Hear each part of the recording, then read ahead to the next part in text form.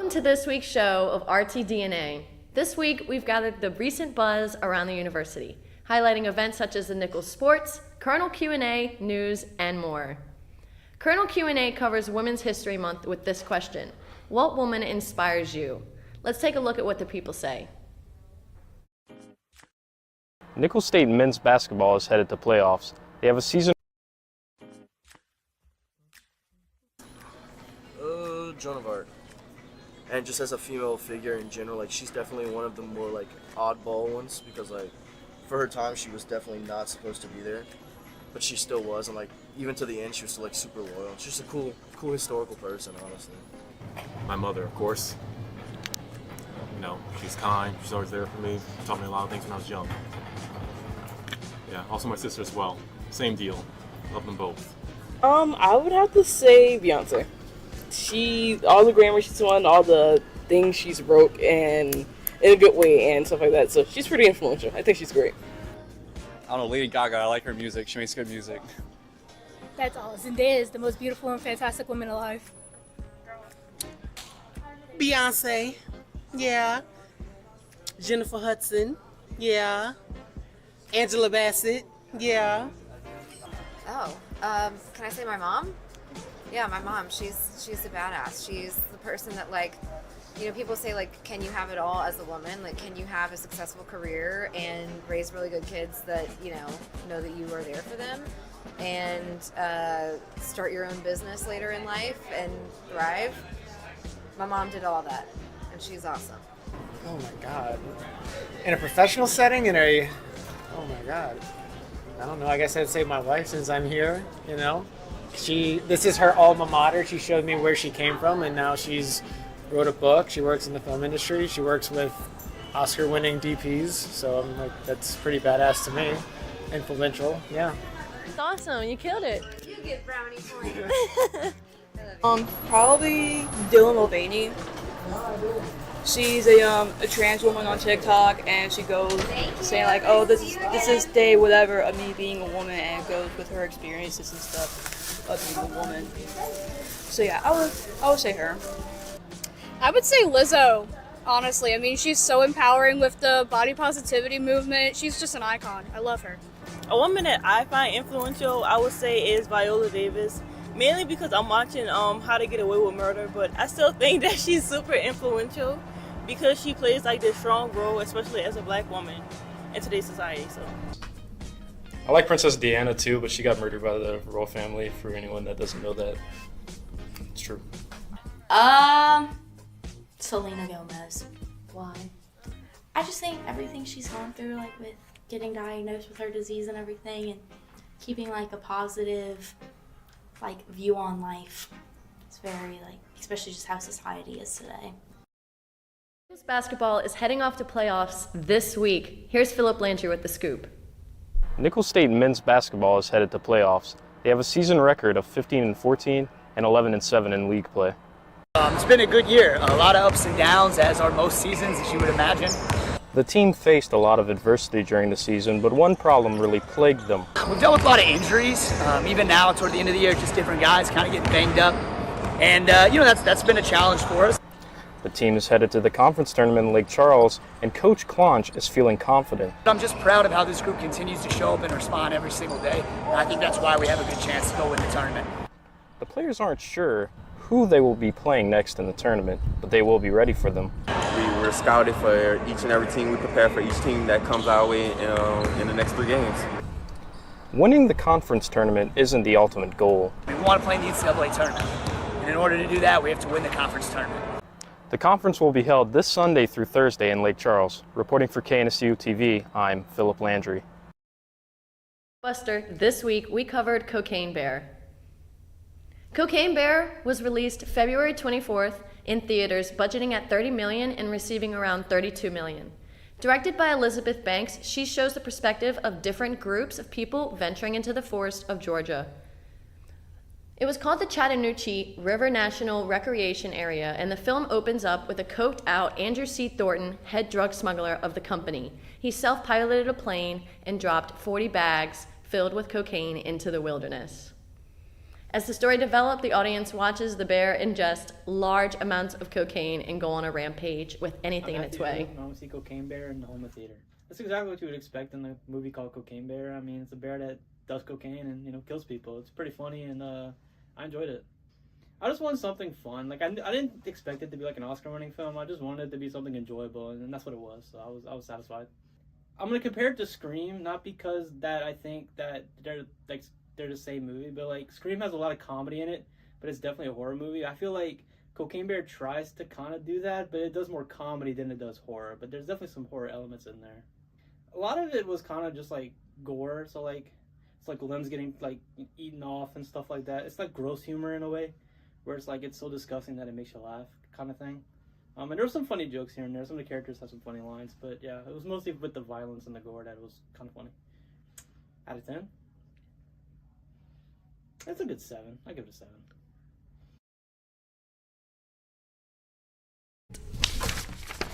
The RTDNA show will be right back after this. Well, yes, sir. We'll get right on that. I'll see you in the morning, okay? All right, bye. I'm going to need you to pull the 2 coordinates for the DOQQ. TLU Communication needs to build a new tower to fill a gap in their cell coverage, and they're going to need a clear line of sight between that tower and their antenna. I'm downloading the DTM for a cross-section view. We're going to have to get that hill ground truth to find out what's there. There's a Goku in that vicinity. I can make the call.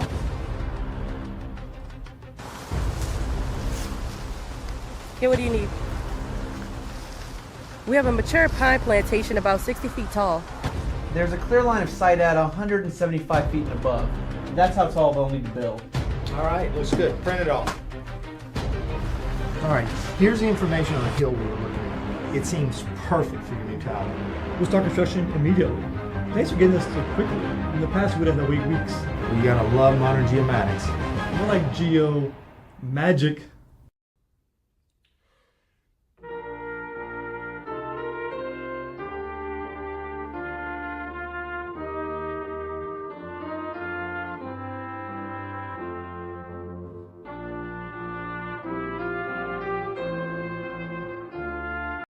In recent news, a gun was brought on campus. Here's Trinice with the story. A Nicholls State University student threatened to shoot 2 students right here on Monday night. The student was identified as freshman Lonnie Kinchin. University police responded to the threat at 7 p.m. that night. It's my understanding that 2 students exited the cafeteria. The female student was not necessarily approached, but another male student tried to speak to her in front of her boyfriend. That caused a confrontation between the 2 males, which led to one of the males pulling out a firearm. At that point, all parties left the scene. It was then reported to us, which our officers were able to track the suspect and the suspect vehicle on camera all the way back to his residence hall and his room, which is how we were able to identify the suspect. We also had the suspect on camera by that point leaving campus. And so we contacted Thibodeau Police Department, advised them of the situation and what vehicle and who we were looking for, while we continued to search campus for that person, as well as efforts to make sure that that person would not have access to their room for the rest of the night. In the process of locking down their room and cutting off their kernel card, making sure they didn't have access, our dispatcher happened to be watching the cameras and noticed the vehicle come back onto campus. So at that point, we went to the vehicle and then made contact with that person and took them into custody. Charges against Kinchin include aggravated assault with a firearm and violating a firearm-free zone. Kinchin and the other student involved also face discipline for violating student policies. Some students are concerned that they were not made aware of the danger. The length of time that they told us, since they told us the next day, was kind of upsetting, because what if I met this person and what if I didn't know it? What if I could have said something and something bad happened to someone later on, and now I feel guilty because I basically let this person go and I didn't even know it. I could have been a friend of the perpetrator, and I could have turned them in earlier, and now there's people who've been hurt. So that does upset me. The university has policies in place for campus-wide threats that the campus police consider before releasing any information. So there was not a student at large on campus with a gun at the time we were notified. However, Cleary does mandate that we notify the public and our students, etc., of an active threat to the campus. At that time, we did not have an active threat to the campus. That was an isolated incident. That was an argument between two people. It was not somebody who picked a random target or who's actively seeking out and engaging people with nefarious intent. Since the policy on this and students are concerned, we will keep you updated. Reporting for KNSU-TV, I'm Trinice Cannon. A western Massachusetts city wants to bring turtle power to life. Northampton is the home of the Teenage Mutant Ninja Turtles. Now the city plans to spend thousands of dollars to paint manhole covers in honor of the characters. Residents are hoping it will revitalize the downtown area. I've been watching them since I was a kid, and my children, all three boys I have, are also huge fans of the Ninja Turtles. If it helps the city, that'd be great, you know, and Ninja Turtles were here. You're likely familiar with 4 crime-fighting Ninja Turtles. Soon they'll return to Northampton, where the world-famous comic book series was created 40 years ago by Kevin Eastman and Peter Laird. There's already a mural downtown displaying the characters and plenty of memorabilia, including lunchboxes and action figures at Newberry Comics. We get people coming in here and being like, oh, this is where the Turtles are from. It's sort of Northampton's big comic legacy. Now, using $20,000 of the city's American Rescue Plan Act funds, there's a plan to paint 4 manhole covers on Main Street as a tribute to the Turtles. That's where they live in the comic universe. This is an art city, and I think we need to promote art as much as possible. On February 16th, Northampton Mayor Gina Louise Sierra allocated $4 of the $22 million that the city received in ARPA funds, with a portion to help invigorate downtown arts in the city. In a statement made to Western Mass News, Mayor Sierra says, quote, "The COVID-19 pandemic significantly impacted the Northampton arts community. The Teenage Mutant Ninja Turtle project is a huge win for Northampton. It continues our tradition of supporting local artists, taps into a multi-billion-dollar industry to help attract visitors to the city and promote economic development, and fosters a sense of community locally by connecting our residents to a fun part of Northampton history." And locals seem to be on board. And I think they've had a tremendous problem with bringing people into downtown, and it shows in the businesses, so anything that's put into that process is great. I don't know who's painting them, but if it's a local artist, I love supporting local artists.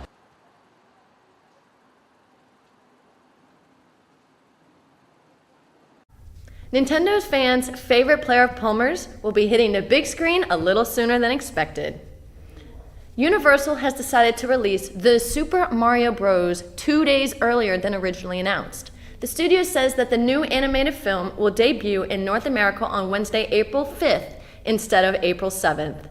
This highly anticipated animated film stars Chris Pratt as Mario, Charlie Day as Luigi, and Anna Taylor-Joy as Princess Peach, all popular characters from the Super Mario Bros. Video games. But there are only a few video names that are big names voicing the characters in the film. Most actors who went to direct movies begin with small projects, not a blockbuster franchise for which they also have to get into top physical shape. David Daniel talked with that, a man who just did that. Michael B. Jordan found that out, starring in and making his directorial debut with Creed 3. There was nothing anybody could tell me to warn me about the workload of what we were going to go through. The fact that he's having to train rigorously and the physicality, right? I just didn't know with all of those moving pieces if he could maintain that throughout the months, because he also was developing the film for a year prior. So he's already beginning tired in a way, you know what I mean? Jordan's co-stars marveled at how he handled the workload. There's a lot going on here, and he just moved through it with such, I would say, calm and elegance. The thing that I felt so impressed by is he was able to communicate that kind of care for a crew and charisma that he has that bolsters a sense of play. And I took this very seriously. I've been daydreaming about it for years. You know, this is the last 3 years of my life making this movie. And for my money, it's like not just can you make a good film, it's can you make the experience of making the film a good one. And the fact that he could do both those things is like hugely admirable. I'm the type of guy, just throw me in the deep end, I'm going to sink or swim, you know, and you know, I'm kind of treading water, so that's good. I need you to let go of your fear. Let go of the guilt. Let go of whatever was and walk into what is. In Hollywood, I'm David Daniel. A crew for SpaceX and NASA is spending their first morning in outer space.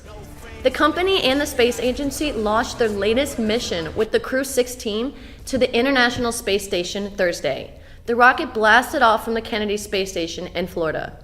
This launch followed a failed attempt on Monday. A problem with the fluid used to start the rocket's first stage engines forced NASA to change plans. Thursday's launch was with the 6th Joint Crew Rotation mission between SpaceX and NASA and is part of NASA's Commercial Crew program, which sends the agency's astronauts to the ISS on a private spacecraft. There's a Big Apple taste to today's entertainment report. The quintessential New York actor, a band from the city, and the return of the film, there. David Gotham has his Hollywood Minute.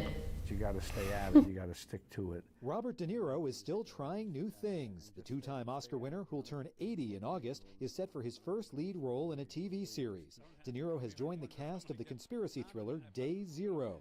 He'll also serve as an executive producer on the Netflix limited series. We're just musicians, man. We just went to play some music for people. And it turned into this huge political rat's nest. A political thriller about a classic rock band? What the Hell Happened to Blood, Sweat, and Tears looks at how the Grammy-winning rockers' controversial concert tour behind the Iron Curtain became their downfall. The documentary, featuring never-before-seen film and photos and present-day interviews with band members, opens in New York and LA on March 24th, then expands across North America. Restate my assumptions. 1. Mathematics is the language of nature. 2. Everything around us can be represented and understood through numbers. If you're a film buff and a math nerd, we've got Pi Day plans for you. Pi, Darren Aronofsky's first feature, has been restored in 8K resolution for a one-night-only 25th anniversary screening, complete with a live Q&A with the director. Check your IMAX theater listings for Pi Day, March 14th, 3.14. Counting down in Hollywood, I'm Dave. After this, the RTDNA show will be back with more. Well, yes, sir. We'll get right on that. I'll see you in the morning, okay? All right, bye. I'm going to need you to pull the two coordinates for the DOQQ. TLU Communication needs to build a new tower to fill a gap in their cell coverage, and they're going to need a clear line of sight between that tower and their antenna. I'm downloading the DTM for a cross-section view. We're going to have to get that hill ground truth to find out what's there. There's a field crew in that vicinity. I can make the call.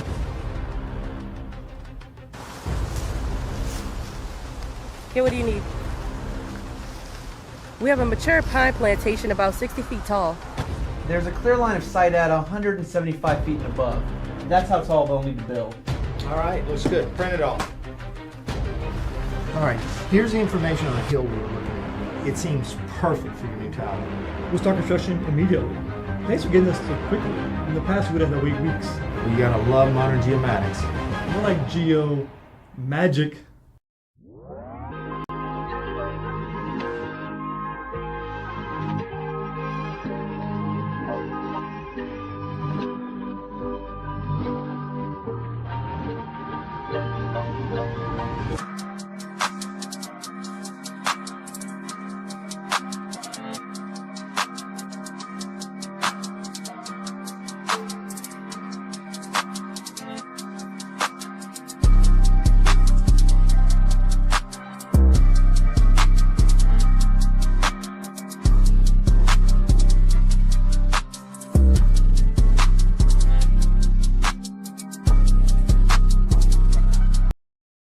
New York police are looking into the accusation that the rapper Travis Scott punched a man at a nightclub.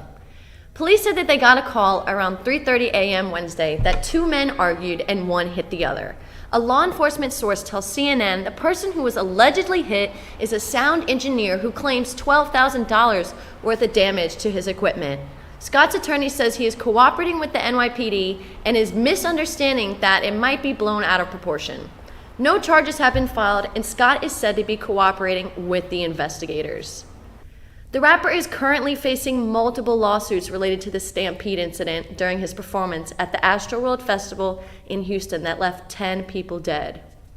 Hollywood has a quintet of action-packed movies leading to theaters in March. Rick D'Amelia has the preview.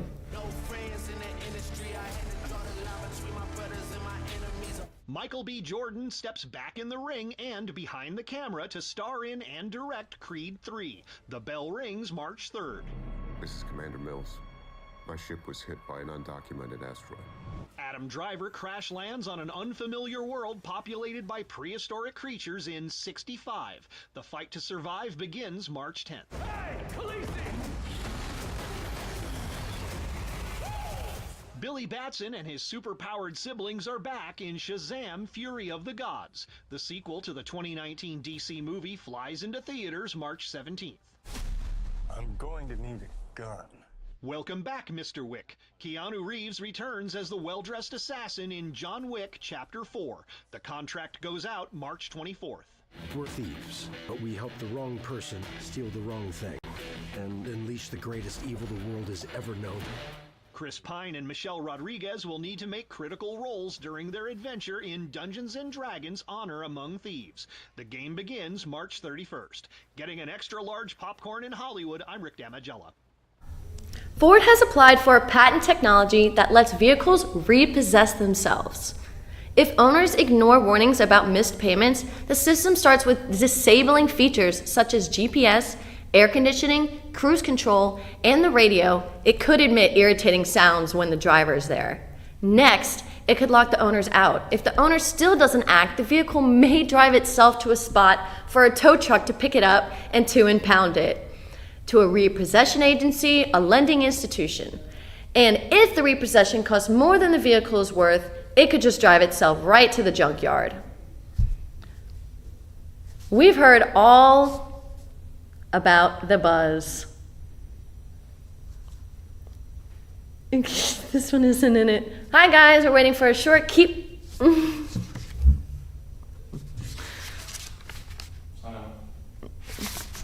Hi guys, thanks for tuning in to RTNA's show. I'm Delaney Ligori. See you next time.